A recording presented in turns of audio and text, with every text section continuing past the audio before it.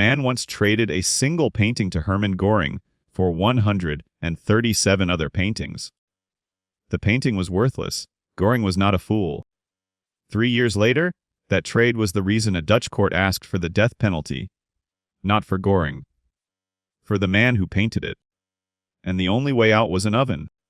His name was Han van Meegeren, and in May of 1945 he was arrested in Amsterdam. He had not killed anyone. He had not informed on his neighbors. He had sold a painting. The painting was a Vermeer. Johannes Vermeer, the 17th century master, of whom fewer than 40 works survive anywhere on earth, and van Meegeren had sold one of them to the second most powerful man in Nazi Germany. In the eyes of the Dutch government, this was plunder. Collaboration. Selling the soul of an occupied nation to the man who had helped crush it. The sentence was death. Van Meegeren sat in his cell for 6 weeks. He said nothing. Then he asked for a lawyer and made a confession that no one believed. He said the Vermeer was not a Vermeer.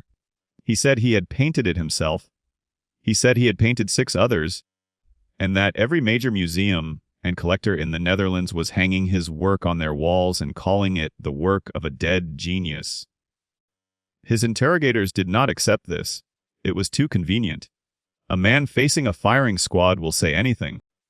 So van Meegeren offered them proof. He asked for canvas, brushes, pigments, and an oven. He asked them to watch him do it again. Think about what he was actually proposing. To save his life, he had to destroy the only thing he had ever wanted. He had to prove, in front of witnesses, that he was not a great painter, but a great liar. He took the deal. To understand why, you have to go back 20 years to a man who wanted something very ordinary. He wanted to be respected. Van Meegeren was born in 1889 in Deventer. He trained as an architect because his father demanded it, then abandoned it for painting. He was technically skilled, genuinely skilled. He could handle light and cloth and skin in a way that most people could not. But it was the 1920s. The art world had moved. Critics wanted Picasso, Mondrian, movement, abstraction, rupture. Van Meegeren painted careful portraits and gentle interiors that looked like they had arrived a century late. The reviews were brutal. One critic, Abraham Bridius, was the most respected Vermeer scholar alive, and the kind of authority whose opinion could make or unmake a reputation. The verdict on Van Meegeren was consistent, competent, derivative, nothing new. You know this feeling, even if you have never picked up a brush. The feeling of being told that the thing you are best at does not count. Most people absorb it, they adjust, they find another life. Van Meegeren did something else. He decided that if the experts would not praise his work under his own name, he would force them to praise it under someone else's. This is the part that separates ordinary resentment from something much stranger. He did not want money first. He wanted to be right.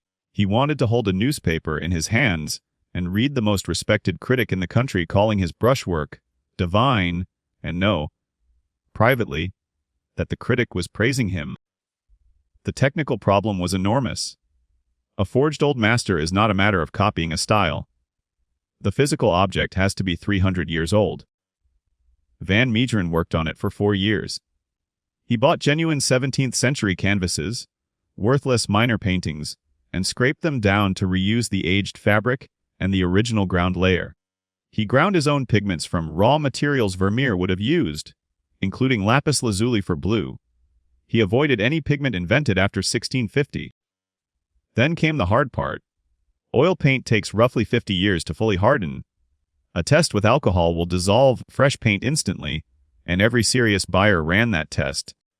His solution was chemistry. He mixed his pigments with a phenol formaldehyde resin, an early plastic, instead of traditional oil. Then he baked the finished canvas in an oven at around 100 degrees Celsius. The resin polymerized. The paint went rock hard, chemically closer to a 3-century-old surface than to anything wet. Then he rolled the canvas over a cylinder to crack the paint layer, worked India ink into the cracks so they read as centuries of accumulated grime, and cleaned the surface. In 1937, he produced a painting he called The Supper at Emmaus. A religious scene. Not the domestic Vermeer interiors everyone knew, but something heavier, earlier, more Italian. That choice was the real trick, and it had nothing to do with chemistry.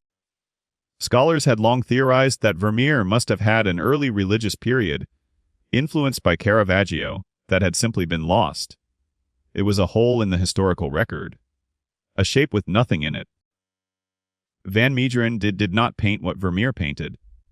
He painted what the experts had already decided Vermeer must have painted. The canvas went to Abraham Britius, the same Britius. He was 82 years old, and he examined it, and he wept. He published his authentication in the Burlington magazine, describing it as the finest Vermeer he had ever seen. A masterpiece emerging untouched from the darkness of 3 centuries. The Rembrandt Society bought it for the Boijmans Museum in Rotterdam for 520,000 guilders. Somewhere in the region of several $1 million today. It became the centerpiece of a national exhibition.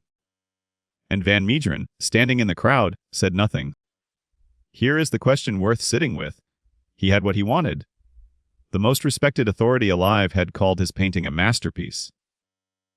The proof was in print. So why did he keep going? He painted 6 more.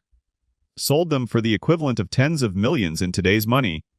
Bought 52 houses and a nightclub. The revenge had become a business.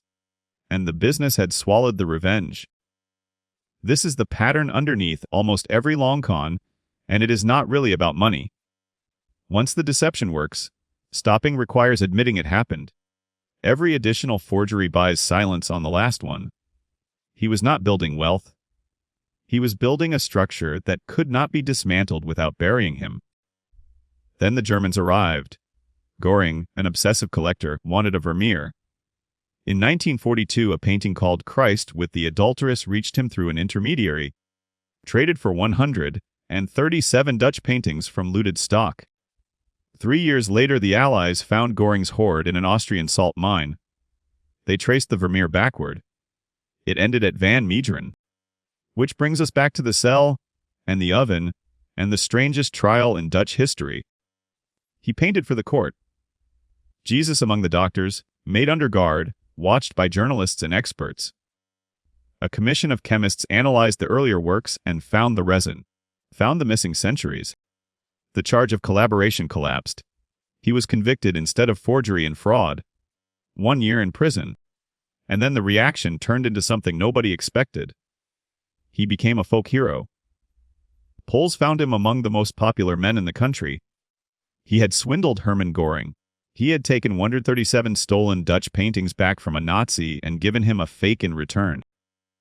The nation that had wanted him dead now toasted him in bars. He died of a heart attack on the 30th of December, 1947, before serving a day of the sentence. Notice what actually happened to the experts. They were not fools. Britius had spent 50 years with these paintings. He knew Vermeer better than almost anyone who has ever lived. That was precisely the vulnerability. His expertise took the form of a theory, and the theory told him what a lost Vermeer would look like. When an object arrived matching the theory, the match itself felt like evidence. Psychologists have a plain name for this: confirmation bias, mapped out in the 1960s by Peter Wason, who showed that people testing a rule reach almost automatically for cases that confirm it rather than cases that would break it. Britius did not examine the painting to find out whether it was real. He examined it to find out how it was real. You do this constantly, at a smaller scale. You form an impression of a person in the first minute, and every subsequent thing they do gets sorted into the file you already opened. The confirming details feel like proof. The contradicting ones feel like exceptions. The forger's real skill was never in the paint. It was in reading what his audience already wanted to believe, and then handing it to them. And there is one last thing worth knowing. After the trial, art historians examined the supper at Emmaus again, without the frame of authenticity around it. Most now describe it as stiff, awkward. A painting that does not really look much like a Vermeer at all. Nothing about the object changed, only the story attached to it. A man once traded a single painting to Hermann Goering for 137 other paintings. The trade was fair. Both men got exactly what they were looking for, and only one of them ever found out what that says about him.